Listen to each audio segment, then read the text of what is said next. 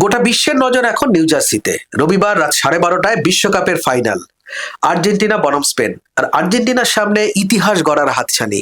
পরপর দুবার বিশ্বকাপ ট্রফিটা তুলে ধরতে পারবেন মেসি, নাকি দুরন্ত ফর্মে থাকা স্পেন বাজিমাত করবে? কিন্তু এই ধরনের ম্যাচে ব্যক্তিগত নৈপুণ্যের পাশাপাশি কোচেদের স্ট্র্যাটেজি একটা বড় ভূমিকা নেয়, একটা বড় ইম্প্যাক্ট ফেলে। আমরা আজ দ্য ওয়ার্ল্ডের ফুটবল আড্ডায় কি ধরনের স্ট্র্যাটেজি হতে পারে দুই কোচ, স্পেনের ফুয়েন্তে এবং আর্জেন্টিনার স্কালোনির, তা নিয়ে কিছুটা আলোচনা করার চেষ্টা করব। আমার সঙ্গে রয়েছেন আমার দুই সতীর্থ সাংবাদিক রূপক মিশ্র এবং সৌভিক বন্দ্যোপাধ্যায়। আমি প্রথম যাব সৌভিকের কাছে। সৌভিক, ফুয়েন্তের কাছে বড় চ্যালেঞ্জ হচ্ছে মেসিকে আটকানো। একটা তো আলাদা করে স্ট্র্যাটেজি নিতেই হবে। ওভারঅল আর্জেন্টিনা দল খুব ভালো খেলছে এবং সেমিফাইনালে যে ফুটবলটা ওরা শেষের দিকে খেলেছে, কোথাও যেন স্পেনের সঙ্গেও একটা মিল পাওয়া গেছে। সেক্ষেত্রে ফুয়েন্তের যেমন মেসিকে কি আলাদা করে কোনো মার্কিং করবেন, নাকি অন্য কোনো স্ট্র্যাটেজি মুহূর্তে মুহূর্তে বদলাতে থাকে? কি করতে মেসি তো নিজেও স্ট্র্যাটেজি বদলায় মাঠের মধ্যে, সেদিন যেমন রাইট উইং এ চলে গেল। সবকিছু মিলিয়ে কি হতে পারে ফুয়েন্তের? দেখো, আমরা ইংল্যান্ডের এগেনস্টে সেমিফাইনালের আগে যখন আমরা ম্যাচ নিয়ে আলোচনা করছিলাম, তখন আমরা বলেছিলাম যে তুমি যাই করো, তুমি মেসি নামক এই প্লেয়ারটাকে তুমি কিছুতেই ইগনোর করতে পারো না। তার আমরা বলেছিলাম কারণ ওরা ফ্রি মাইন্ডে খেলছে, নিজের মতো উপভোগ করে খেলছে, ওর কাঁধে দলকে টানার সেই চাপটা নেই যেটা গত বিশ্বকাপ অব্দিও ছিল। তো তারপরে আমরা ম্যাচেও দেখেছি যে মেসি মূলত যে পজিশনে খেলে সেখান থেকে সরে ও হঠাৎ করে রাইট উইং এ চলে এসছে। বাকিটা তো ইতিহাস হয়ে গেছে এখন ইংল্যান্ডকে হারানো। তো অবভিয়াসলি স্পেনের যে কোচ ফুয়েন্তে, স্পেনের যে নর্মাল ট্যাকটিক্স থাকে, মূলত তারা টিকি টাকা ফুটবলটাতেই বিশ্বাসী। তার সঙ্গে এখন আক্রমণাত্মক একটা ওদের আছে, যেহেতু ওদের দুটো উইং খুব ভালোভাবে ইউজ হচ্ছে বা ইউজ করার চেষ্টা করছে। সেক্ষেত্রে আমি বলবো উইং প্লেটা তো সক্রিয় থাকবেই। মেসিকে আটকানোর জন্য মাঝমাঠে স্পেনের একজন অস্ত্র তো অলরেডি ফুয়েন্তের কাছে আছে, সেটা হচ্ছে রড্রি। যদি মেসি মানে স্বাভাবিকভাবে মেসি মাঝমাঠ থেকেই শুরু করবে, প্রথম থেকেই তাকে হয়তো উইং এ দেখা যাবে না, পরবর্তী পরিস্থিতি সেটা হতে পারে এবং সেটাও খুব ইন্টারেস্টিং হবে। কেন সেটা আমি পরে বলছি। প্রথম অস্ত্রটা হবে হয়তো রড্রি, হয়তো না, ডেফিনেটলি রড্রি হবে, কারণ ও মানে মাঝমাঠের একটা স্তম্ভ, চালিকা শক্তি একদমই। রড্রির ওপর একটা বিরাট গুরুদায়িত্ব থাকবে মেসিকে আটকানোর। তার পাশাপাশি দেখো, তার সামনে থাকবে ড্যানি অলমো, পেছনে থাকবে কুবার্সির বয়সটা কম, কিন্তু যা পারফর্ম করছে সেই তুলনায় আমি বলবো যে মূলত রড্রির ওপরে হয়তো ফুয়েন্তে পুরোপুরি দায়িত্বটা দেবেন যে তোমার কাজ হবে, তুমি নিজের খেলাটা তো খেলবেই, তোমার কাজ হবে নিজের খেলার পাশাপাশি মেসিকেও চোখে চোখে রাখা। কারণ মেসির সঙ্গে রড্রির যে টাসেলটা, সেটা খুব দেখার মতো হবে বলে আমার মনে হয়। এবং আমি এখানে একটা কথা যোগ করতে চাই যে সৌভিক যেটা বললো, আমি 100% একমত ক্ষেত্রে। দেখো ইংল্যান্ড কথা, হ্যাঁ, তার কারণ হচ্ছে যে ইংল্যান্ড ম্যাচেও কিন্তু আমরা সবাই আশা করেছিলাম, মানে এই প্রশ্নটা তুমি আমাকেও করেছিলে যে মেসিকে আটকানোর দায়িত্ব কে নিতে পারে। আমরা জুড বেলিংহামের নাম বলেছিলাম, আমি এটাও ভেবেছিলাম যে হ্যারিকে নিচে নেমে হয়তো আটকানোর চেষ্টা করবে। কার্যক্ষেত্রে সফল হয়নি, চেষ্টা করেছে কিন্তু সফল হয়নি। কিন্তু আমি রড্রিকে, মানে সৌভিক যেটা বললো, আমি এটা মানে অনেকটাই একমত এই কারণে, কারণ রড্রির যদি তুমি এখন তো গুগল খুলে সবই দেখা যায়, যদি রড্রির ফ্রান্সের বিরুদ্ধে ওর যদি হিট ম্যাপটা দেখা, একটা হিট ম্যাপ একটা পাওয়া যায় যে মাঠের কোন কোন অঞ্চলে ও বিচরণ করেছে, গোটা হিট ম্যাপের পুরোটা, মানে মোটামুটি গোলকিপার থেকে শুরু করে অপোজিশন যে গোলকিপার, নিজেদের দলের গোলকিপার থেকে অপোজিশন গোলকিপার, পুরোটা লাল। মানে মাঠের মনে কোনো অংশ নেই যেখানে রড্রির পা পড়েনি।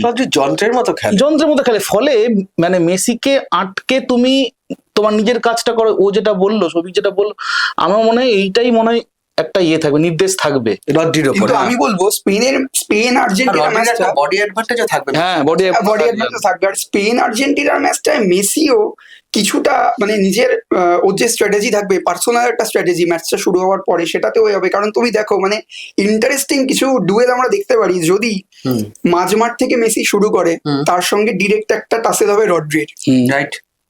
মেসি যদি ইংল্যান্ড ম্যাচের মতো কোনো কারণে রাইট উইং এ শিফট করে, টাসেলটা কার সঙ্গে হবে? কুকুরেয়ার সঙ্গে।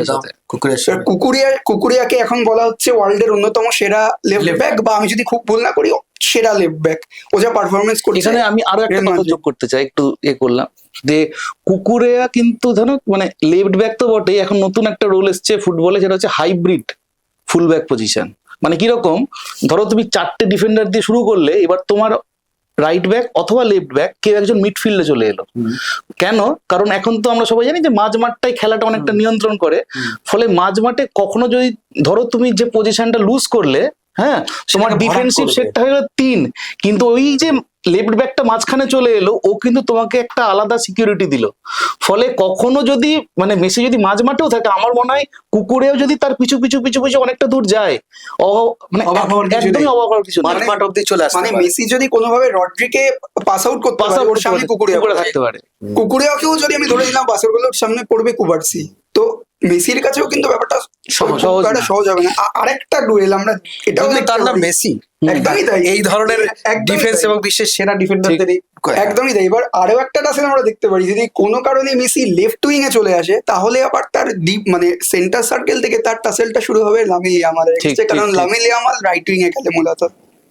তো এই যে তিনখানা বা দুখানা প্লেয়ারের সঙ্গে মেসির যে ডুয়েল, এটা কিন্তু একটা চূড়ান্ত দেখার জিনিস হবে তাহলে ফাইনালে। এগুলো প্ল্যান এ প্ল্যান বি এরকম ধরনের অনেকটাই ভেবে রাখতে হবে। সৌভিক একটা কথা বললো, মেসি যদি কোনো কারণে লেফট উইং এ চলে যায়, মেসি লেফট উইং থেকে খেলার কোন রকম তোমার মনে পড়ে যে লেফট উইং থেকে খেলাটাকে শেষ দেখো পর্যন্ত ফিনিশ টানা করেছে? না, দেখো মানে মেসি টানা একটা কোনো উইং এ খেলে গেছে, এটা আমি সাধারণত শুরুর দিকে দেখতাম, শুরুর দিকেও রাইট উইং এই বরাবরই খেলেছে। হ্যাঁ, বার্সেলোনাতেও তো বার্সেলোনাতেও right শুরুতে wing এ, শুরুতে হ্যাঁ, যেমন ধরো বিখ্যাত একটা গোল, অনেকটা মারাদোনার মতো একটা গোল আছে, হ্যাঁ হ্যাঁ হ্যাঁ অসাধারণ একটা গোল, একদম। ডিপোর্টিভো বা ওইরকম কোন একটা দলের বিরুদ্ধে করেছিল, অপূর্ব একটা গোল, নামটা আমার ভুল হতে পারে, কিন্তু ওটা লা লিগায় করেছিল, তখন ঝাঁকড়া চুলের মেসি। হ্যাঁ, অসাধারণ একটা গোল। ও কিন্তু মানে ওইটা হচ্ছে ট্রেডমার্ক মুভ, যে অনেকটা রবেনের মতো আমরা দেখেছি না, যে রবেনের মতো এই দিক দিয়ে কি বলবো, যে কাটিং করবে, তারপর একটা শট নেবে, বাঁকানো শট নেবে।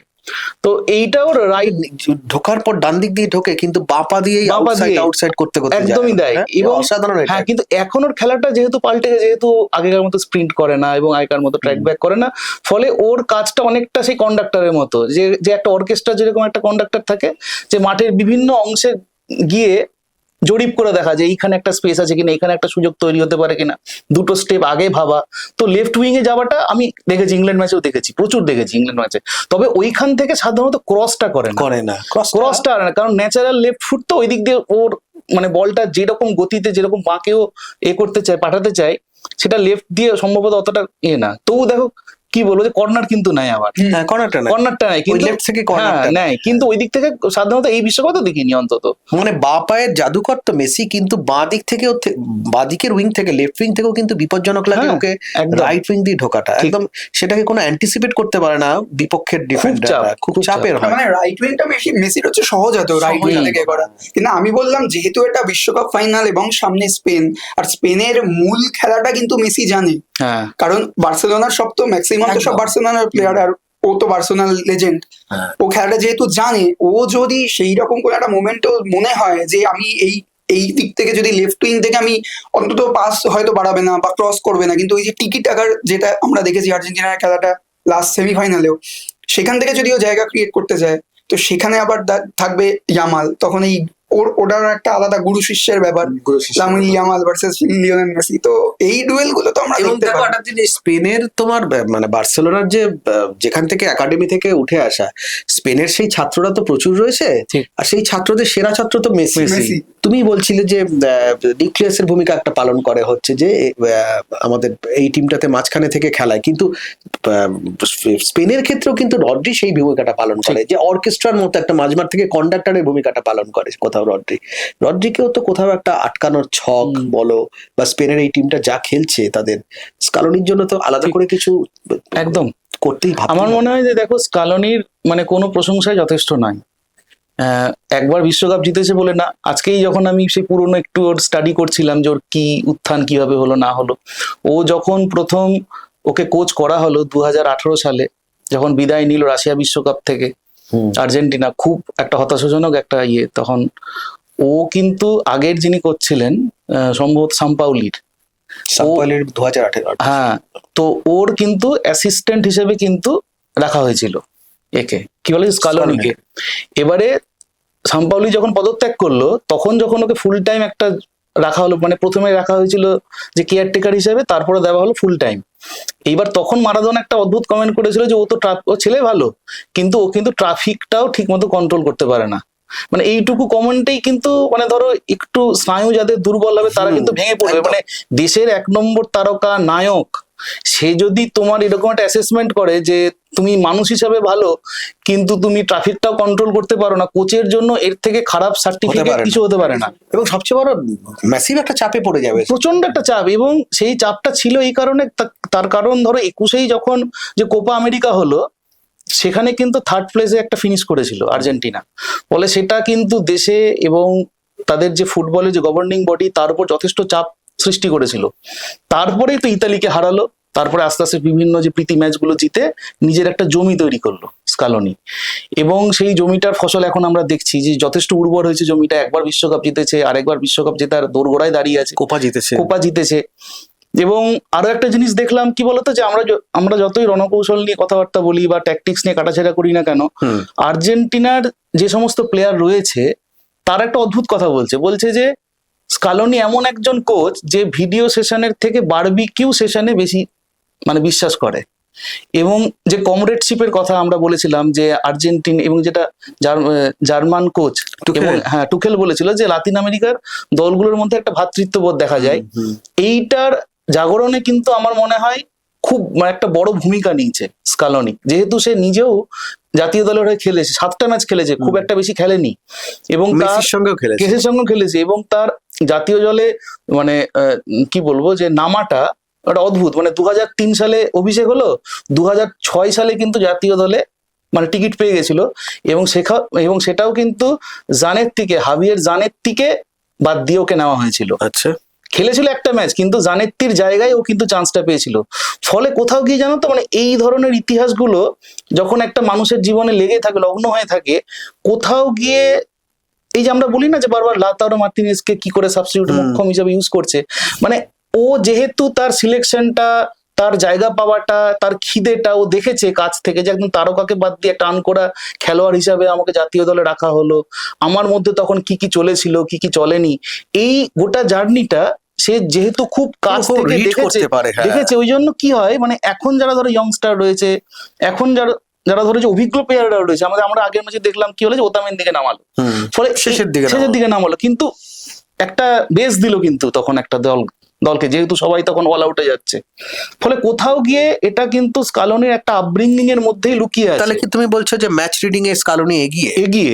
তার কারণ হচ্ছে, আমি বলছি যেমন ধরো তোমাকে একটা বিশ্বকাপ জেতার পর দেশকে তুমি দেখো, হ্যাঁ বিশ্বকাপ জিতলো, কিন্তু কোথাও গিয়ে কিন্তু মানে স্পেনের বিরুদ্ধে বলো ওই রকম একটা নমনীয়তা আমি দেখলাম না, ঠিক কি না? মানে আমরা দেখলাম কি যে যেভাবে খেলছে ফ্রান্স সেইভাবে খেলে গেল, প্যারাগুয়ের বিরুদ্ধে যেরকম খেললো, যে একটা প্ল্যান বি বা একটা প্ল্যান সিতে যাওয়া, একটা সফল আমি একটা সফল ফর্মুলা মিলে যাচ্ছি, এবার সেই ফর্মুলাটা ধাক্কা খেলে আমাকে যে ওখান থেকে সরে আসতে হবে, এটা কিন্তু দেখা যায়নি। এবং আমি বলছি স্কালোনি এই কারণে যে রদ্রি বলো বা মাঝমাঠের যে ওদের যে আধিপত্য, এটা আমাদের থেকে অনেক ভালো জানে, এবং এটা নিয়ে সে এখনো পর্যন্ত কাটাছেড়া নিশ্চয়ই শুরু করে দিয়েছে, সেটা মাঠে আমরা দেখতেও পাবো। কিন্তু আমি এটা বলতে চাইছি যে এই স্কালোনি বলো বা দেলা ফুয়েন্তে, এরা কিন্তু মানে ওই রকম কোনো বনেদি কোচ না। আমি বনেদি কোচ বলতে হ্যাঁ বিশ্বকাপ জিতেছে, কিন্তু যেমন ধরো যে কার্লো অ্যানসেলোত্তি, হ্যাঁ, এবং তাদের অভিজ্ঞতার দিক থেকে অনেকটা ব্যাপ্ত অভিজ্ঞতা, তারা সফল হলো না। বিশ্বকাপটা এরকমই, হয়তো বিশ্বকাপের মঞ্চটা এরকমই। এবং তুমি দেখো না, দেলা ফুয়েন্তে ছিল অ্যাথলেটিক বিলবাও এর কোচ, সেখানে ওর উইন পার্সেন্টেজ দেখছিলাম বিলো 30, ভাবা যায়। এবং সে কিন্তু মানে অ্যাথলেটিক বিলবাও এর খেলোয়াড় ছিল, সেখানকার কোচ হলো, 30% উইন রেশিও থাকা সত্ত্বেও ওকে স্পেনের আন্ডার-17 সম্ভবত প্রথমে কোচ করা হলো, 17, 19, 21, মানে অনূর্ধ্ব-17, অনূর্ধ্ব-19, অনূর্ধ্ব-21, এই 3টে এজ গ্রুপকেও মোটামুটি তোমার ধরো 9 বছর ধরে কিন্তু নার্চার করেছে। এই যে আমরা এখন যাদের কথা বলছি, যেমন ধরো রুইজ, তারপরে ধরো ফাবিয়ান রুইজ আছে, ফেরান তোরেস আছে, এইগুলো এক প্রকার ওর হাতে গড়া। এবং এই একই জিনিসটা কিন্তু আমরা স্কলারির ক্ষেত্রে বলতে পারবো, মেসির সঙ্গে খেলেছে, এবং ও যতগুলো ইয়ংস্টার আছে এখন আর্জেন্টিনার, প্রত্যেকে কিন্তু নীতিগত নার্চার করে তুলে এনেছে। ফলে দুটো কোচের মধ্যে আমরা একটা সাজুজ্যও কিন্তু দেখতে পাচ্ছি, দুজনেই বনেদি না, দুজনেই এরকম আমরা বলবো মানে এখনো বলবো যে এলিট কোচ। মানে এখন ধরো মানে একটা উদাহরণ দেবো, যে ধরো স্কালোনি এই বিশ্বকাপের পর থেকে বললো যে আমি আর থাকবো না, জিতুক বা হারুক, তুমি কি এখনো মানে বুকে হাত রেখে বলতে পারো যে কোনো বড় একটা একটা ইউরোপিয়ান ক্লাব তারা বলবে যে না আমরা স্কালোনিকে নেব। নিতে চাই, কিংবা দে লা ফুয়েন্তে বার্সেলোনা নেবে ওকে, নেবে না কখনো। মানে যদি নেওয়ার থাকতো এতদিন আগে অ্যাপ্রোচ করার থাকতো, বা গত কখনো 4 দেখিনি বছরে আমরা। বিশ্বকাপ জেতার পরে তো স্কালোনিকে, হ্যাঁ। যদিও জাতীয় দলের সঙ্গে রয়েছে, ফলে আমার মনে হয় যে আন্তর্জাতিক ফুটবলটা না কোথাও গিয়ে ক্লাব ফুটবলের থেকে অনেকটা আলাদা, অনেকটা আলাদা। এবং সেখানে রণকৌশল, ছকা বলো, টুকেল মানে সত্যি ভালো করছিল, কিন্তু সেটা ক্লাব ফুটবলের ক্ষেত্রে। এবং ওই ধারণাটা যে চ্যাম্পিয়ন্স লিগের সেমিফাইনালে এখনো পর্যন্ত কি বলবো যে 20 মিনিট বাকি আছে, যে ট্যাকটিক্সটা আমি রাখবো সেটা কিন্তু আন্তর্জাতিক কি বলবো যে মঞ্চে সম্ভব না। ফলে এই ছোট ছোট জিনিসগুলো কোথাও গিয়ে কিন্তু মানে হয় না, একটা তো কোনো কারণ আছে যে বিদেশি কোনো কোচ এখনো পর্যন্ত কোনো দেশকে বিশ্বকাপ জেতাতে পারেনি। এবং দেখো আলটিমেটলি সেটাই হলো, একজন কি বলবো কি বলে স্পেনীয় আর একজন আর্জেন্টিনীয়, দেশীয় কোচে ভরসা রেখে এগোনো। বলার বলতো যেহেতু ওটা মানে ক্লাব ফুটবল আর ইন্টারন্যাশনাল ফুটবল দুটো আলাদা, প্লেয়ারদের মতোই না কোচেদেরও নিজেদের একটা তৈরি করার ব্যাপার থাকে। আমি তোমাকে জাস্ট একটা উদাহরণ দিচ্ছি স্পেনেরই, আমি ফুয়েন্তের কথাই বলবো। তুমি যদি 2018 বিশ্বকাপের প্রসঙ্গ তুললো, যে আর্জেন্টিনা খুব খারাপ ফল করে বেরিয়ে গেছে, স্পেনও তাই। রাউন্ড অফ 16-এ রাশিয়ার কাছে পেনাল্টিতে হেরে স্পেন বিদায় নিয়েছিল 2018 বিশ্বকাপে। সেই স্পেন টিমটার তুমি যদি এখন লাইন আপ দেখো, তুমি দেখতে পাবে সার্জিও রামোস, বুস্কেটস, নিচে তোমার বুস্কেটস এর সঙ্গে পিকে, ঠিক আছে, গোলে ডেগিয়া, ঠিক আছে, ইনিয়েস্তা, সম্ভবত রাইট ব্যাক ছিল কি বলেছে কারভাল ছিল, কারভাল। মানে খুবই ভালো টিম। তারা রাশিয়ার কাছে হেরে বিদায় নেবে এটা কেউ ভাবতে পারেনি, মানে বড় বড় ফুটবল বিশেষজ্ঞরা ভাবতে পারেনি। রাশিয়ার ম্যাচটাতে আমি একটু ফোন দেখে বলছি যাতে আমি নির্ভুল বলতে পারি, রেকর্ড 1006টা পাস খেলেছিল সাকসেসফুলি স্পেন, 1006টা একটা ম্যাচে, একটা 90 মিনিটের অ্যাটেম্প করেছিল 1000, এক্সট্রা টাইম গেছিল। হ্যাঁ একটা, আমি গোটা ম্যাচে বলছি 120 মিনিটে 1100টা পাস অ্যাটেন্ড করেছিল, তার মধ্যে সাকসেসফুল হয়েছিল 1006টা পাস। বল পজিশন ছিল 80% বেশি, ঠিক আছে। সেই ম্যাচটা স্পেন হেরে গেছিল টাই ব্রেকারে গিয়ে, প্রপারলি গোল করতে পারিনি, ওদের একটা ওন গোল হয়েছিল আর রাশিয়া একটা পেনাল্টি পেয়েছিল। এক স্কোর লাইনে ম্যাচটা গেছিল টাই ব্রেকারে, স্পেন হেরে বাড়ি চলে গেছিল। কেন বললাম চমকে দেওয়ার মতো তো কেন বললাম, সেই স্পেনও তিকি জায়গা খেলতো, তারই নমুনা এটা। 1000 পাস তুমি খেলতে পারবে না, তুমি নর্মালি খেলতে পারবে না। হ্যাঁ, একটা 120 মিনিট 90 মিনিটের 1000 পাস খেলা একটা অবিশ্বাস্য ব্যাপার এবং সাকসেসফুল পাস।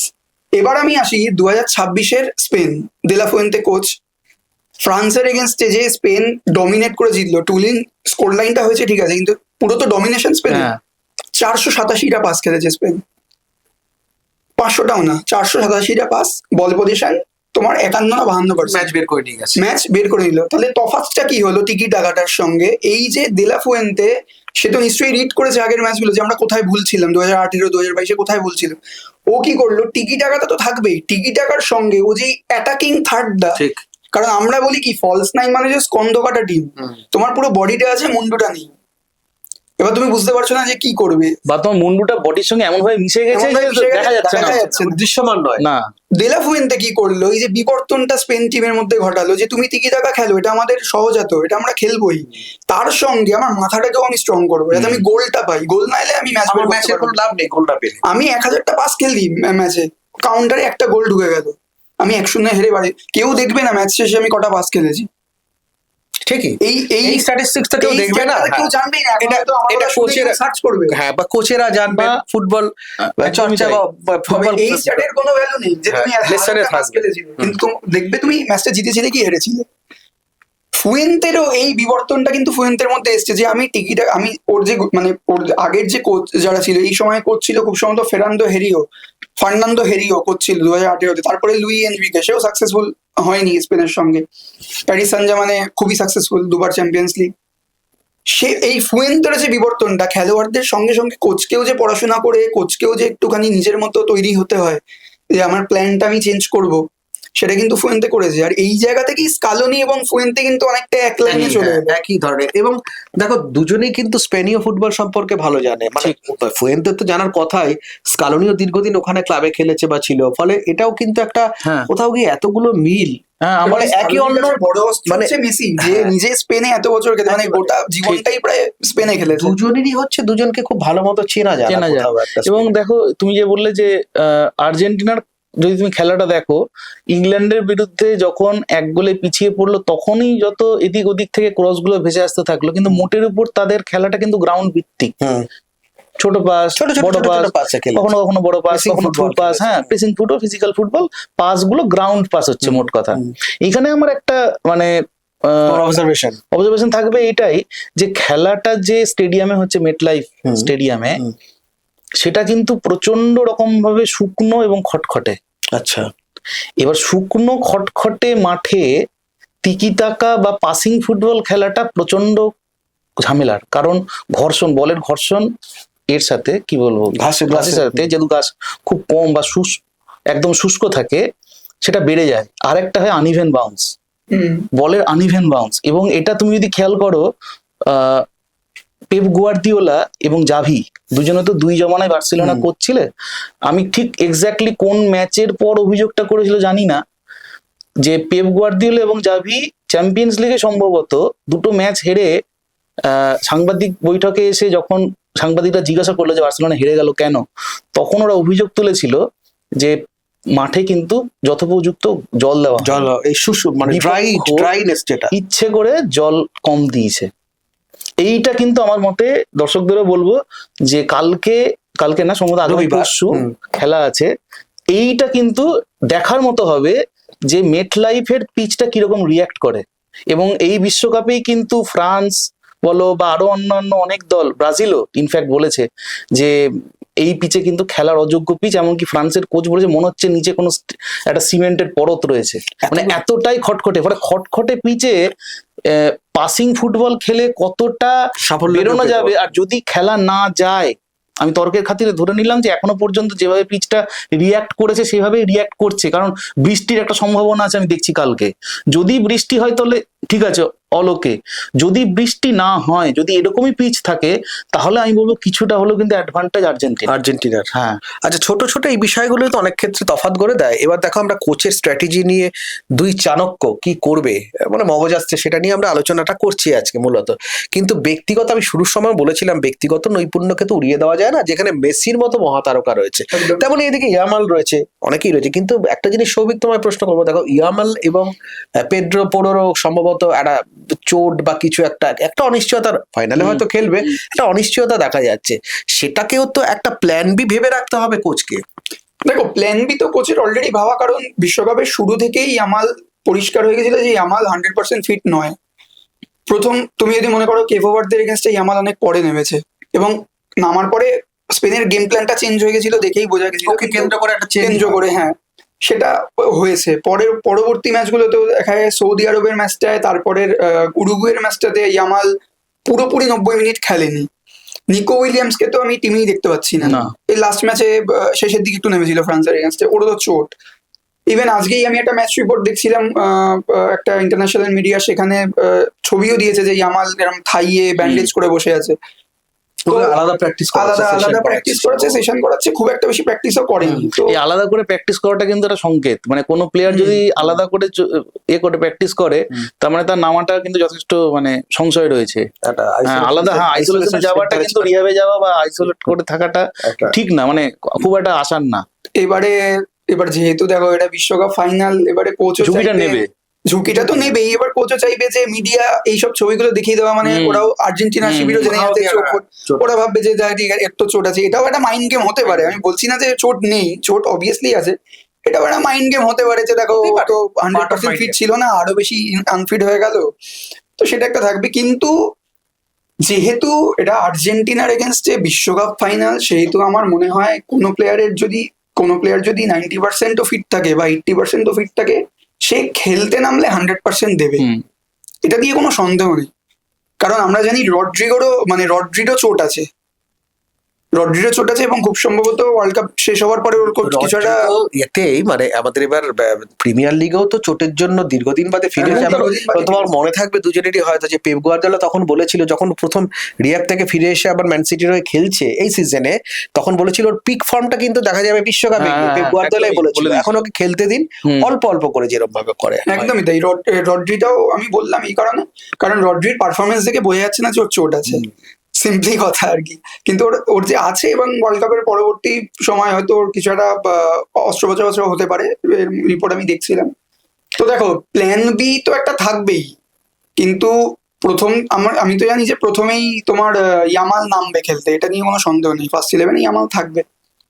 এবারে দেখো, এবার ম্যাচ কিভাবে এগোয়। রূপক যেমন বললো যে খেলা, এবার যদি স্পেন নিজের সহজাত খেলাটা না খেলতে পারে, মাঠের কারণে হোক, পিচের কারণে হোক, যে কারণেই হোক, তাহলে নিশ্চয়ই গেম প্ল্যান বদলাবে এবং সেই হিসাবে চেঞ্জ অবভিয়াসলি করবে। কারণ ব্যাক বেঞ্চটাও, মানে আমাদের যে স্পেনের যে রিজার্ভ বেঞ্চটাও তুমি দেখো, গাভির মতো প্লেয়ার রয়েছে, পেড্রিকেও বেঞ্চ করা হয়েছে গত ম্যাচে। পেড্রি আছে, তারকাদের বেঞ্চে আছে। তো সাইড বেঞ্চে বলা হয় একটা টিমের যত শক্তিশালী তত সেই একদমই তাই। তো আমার মনে হয় না আমাল যদি কোনোভাবে যদি আমাল উঠে যায় 60 মিনিট বা 65 মিনিটে, এবং সেটা পুরোপুরি ডিপেন্ড করছে স্কোর লাইনটা তখন কি আছে।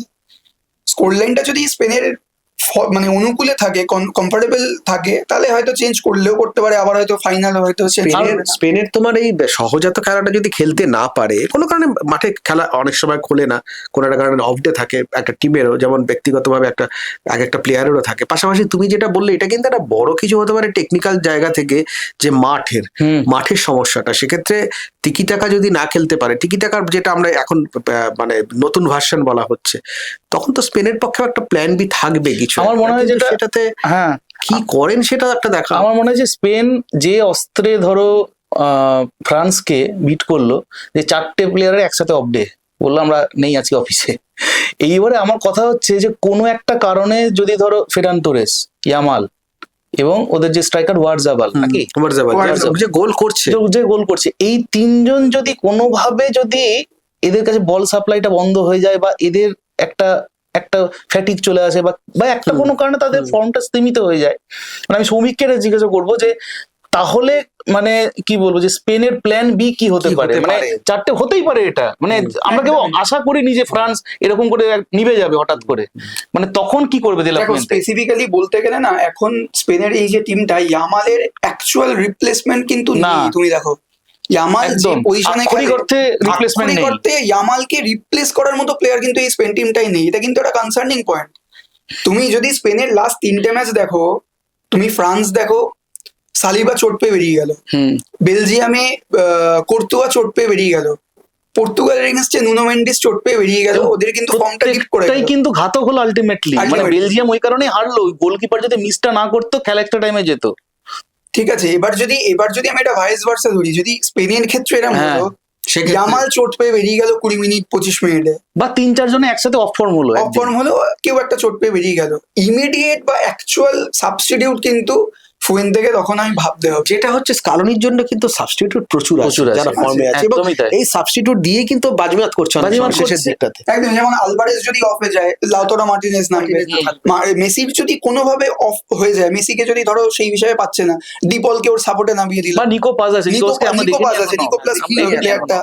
নিকো প্লাস প্লেয়ারটা খুব, যেমন ধরো আমি এখনই মনে পড়লো গোয়াৎজে, কি নাম, গোৎজে কিন্তু ওই বিশ্বকাপে কিন্তু ওরকম আমরা দেখিনি যে এরকম বিশ্বকাপ মাতিয়ে দিল, কিন্তু যখনই এক্সট্রা টাইমে খেলাটা চলে গেল, ও কোচ খালি ওর পিঠে একটা চাপড় মারলো আর গিয়ে বললো যে তুমি মাঠে নেমে সবাইকে বুঝিয়ে দাও যে তুমি মেসির থেকে ভালো খেলো। মানে ফাইনালটা এরকমই, জানো তো, মানে ফাইনালে ওই আগের স্ট্যাট, ওই 1966 সালে কি হয়েছিল, ওটা একটা বদলা নিতে নামবে বা জার্সি চেঞ্জ করে নামবে, ফাইনালে অন্তত এটা হবে না।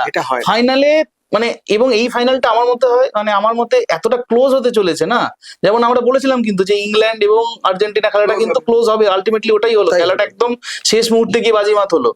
ফলে আমার যেমন মনে হয় ফাইনালটাও আরো ক্লোজ হতে চলেছে, আরো ক্লোজ, এবং সেখানে এমন একজন কেউ হয়তো তুরুপের তাস হয়ে উঠবে, খেলাটা বদলে দেবে, যাকে এই বিশ্বকাপে আমরা দেখিনি, হয়তো নিকো পাস, কে জানে, মানে ও নামলো হয়তো খেলাটা জাস্ট ঘুরিয়ে দিল, এবং স্কালোনি হয়তো ওটাই ছকে রেখেছে বিশ্বকাপের আগে, যে এইটা আমাদের গন্তব্য, সেমিফাইনালে গিয়ে হয়তো একে পাবো, একে বিট করো, ফাইনালে আমি একদম হয়তো ছকা আছে যে এরকম একটা প্লেয়ারকে না ও যাকে বিশ্ব দুনিয়া আগে দেখেনি, কখনো দেখেনি। স্পেনের ক্ষেত্রেও তাই হতে পারে, বললো বলে আমার খেয়াল হলো, যদি স্পেনও, তুমি ইয়ামালের কথা যখন আমরা আলোচনা করছিলাম, এই বিশ্বকাপে আমরা দেখেছি ফারান টোরেস একদমই ফর্মে নেই, মানে ওকে নামালে স্পেন সমর্থকদেরই ঘুম। আরেকজনের কথা আমি বলবো, এটা আমি সবিকে মানে হয়তো একটু পরে বলবে, ওদের যে লেফট উইং এ যে প্লেয়ারটাকে অতীব খারাপ খেলেছে, অ্যালেক্স নাম? বায়না। অ্যালেক্স বায়না খুব খারাপ, মানে দৃশ্য দূষণ, ওকে দেখা যায় না। মানে বাকি টিম এত ভালো খেলেছে হ্যাঁ, ফ্রান্সের আমি এগেইনস্টে, ওকে miss করলাম, মানে ফ্রান্সে- ওর একটা আমি ইউটিউবে ভিডিও দেখলাম সৌভিক, যে ওর মিস পাসের একটা কম্পাইলেশন দেখলাম, সংকলন একটা মিস পাস, কতগুলো মিস পাস করেছে নেহাত ওই দিন ফ্রান্স। বুঝে যাকে নিয়ে মিস পাসের সংকলন বেরোচ্ছে, হ্যাঁ। ইউটিউবে ভাইরাল হচ্ছে, হ্যাঁ। সে কি ফর্মে আছে, কি এবং ফর্মে আছে। আমরা তো যখন আলোচনা করছিলাম পোস্ট ম্যাচ নিয়ে, তখন তো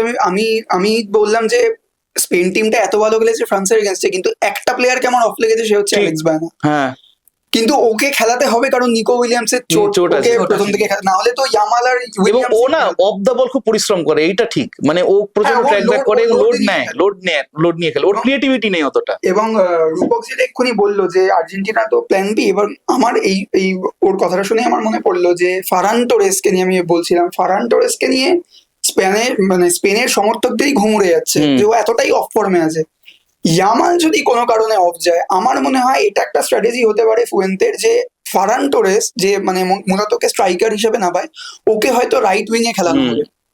আর ওয়ারজাবালকে তোলা হবে না, ওকে যেহেতু সাবস্টিটিউট করা হয়েছে, আগের ম্যাচেও করা হয়েছে, ওকে তোলা হবে না। ও যেহেতু 5টা গোল করে এখন টিমের লিড স্কোরার, ওকে না তুলে ফারান টোরেসকে হয়তো রাইট উইং এ টানলেও টানতে পারে। আর পরবর্তী ক্ষেত্রে যদি অনুকূল বা প্রতিকূল যেরকমই সিচুয়েশন হোক, অ্যালেক্স বায়নাকে তুলে নিকো উইলিয়ামসকে নামানো হবে, বেশ, কারণ যেহেতু এটা ফাইনাল, ফলে- তোমাকে এই রিস্কটা নিতেই হবে। একদম। আমি স্ট্র্যাটেজি নিয়ে আমরা এতক্ষণ আলোচনা করলাম, একেবারে শেষ পর্বে চলে এসেছি। দর্শকরা হয়তো ভাবছেন আমরা স্ট্র্যাটেজি, কিন্তু দুটো কোচের স্ট্র্যাটেজির উপরই তো একটা বিশ্বকাপের মতো মঞ্চের ফাইনাল অনেকটাই নির্ভর করে কি হবে না হবে।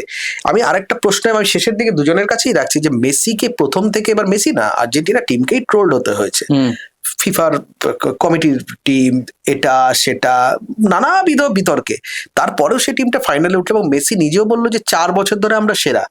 একটা জবাব দেওয়ার জন্য মানে মেসিও মুখিয়ে ছিল যে কোথাও গিয়ে একটা মেসিকেও মুখ খুলতে হলো এটার সঙ্গে। রেফারি বিতর্কও ছিল।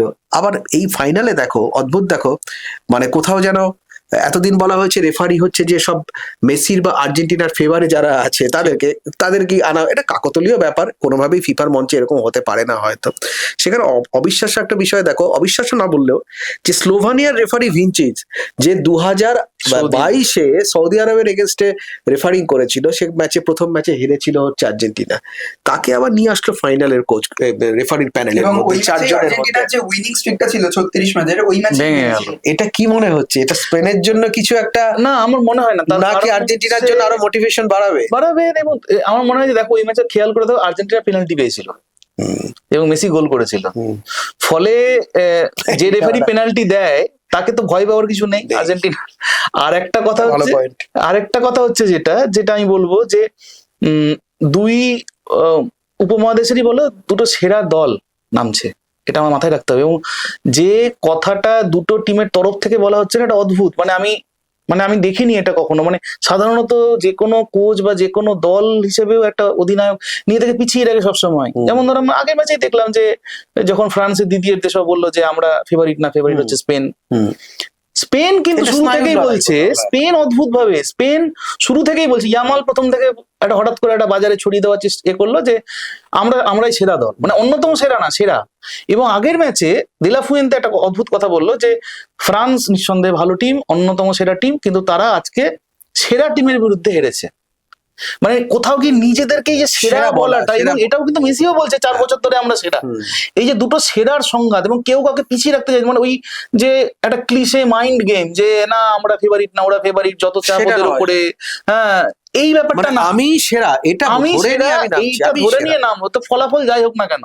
আর হ্যাঁ, সত্যি তো তুমি যা বলছো রূপক, যে আমি সেরা, এটাকে যদি আমি সামনে আনতে না পারি, তাহলে তো মাঠে কোথাও গিয়ে আমি পিছিয়ে পড়লাম। এই প্রসঙ্গে আমার মনে পড়ছে যে কালই আমি আর সৌভিক কিছু এই নিয়ে আলোচনা করছিলাম আমরা নিউজ রুমে, তখন সৌভিক আমার মনে করালো যে একই সঙ্গে একদিকে বিশ্ব champion Argentina, Copa champion Argentina, আবার আরেকদিকে ইউরো চ্যাম্পিয়ন স্পেন, কোথাও যার যার জায়গায় দুজনেই শ্রেষ্ঠ একটা জায়গা থেকে তুমি খেলা দেখো শুরু করছে। ফুটবলটা এমন একটা খেলা না, এখানে না এই হাম্বেলনেসটা না জাস্টিফাইড না। মানে এখানে এটাই হবে যে তুই সেরা না ভাই, আমি সেরা, একদম। আমি ভাই বিশ্ব চ্যাম্পিয়ন, স্পেন বলছে ভাই আমি ইউরো চ্যাম্পিয়ন। মুম্বাইয়ের ক্রিকেটীয় ভাষায় যে খারুশ কথাটা বলা হতো, কোথাও এটা না ঠিক, মানে ফুটবলের সঙ্গে না ঠিক যায় না। তো আমার মনে হয় এটাই সব থেকে বড় মাইন্ড গেম, যে তুই সেরা না আমি সেরা, স্পেন বলবে না আমি সেরা। আমি এই টাসেলটাই আমরা ফুটবল মাঠে দেখবো।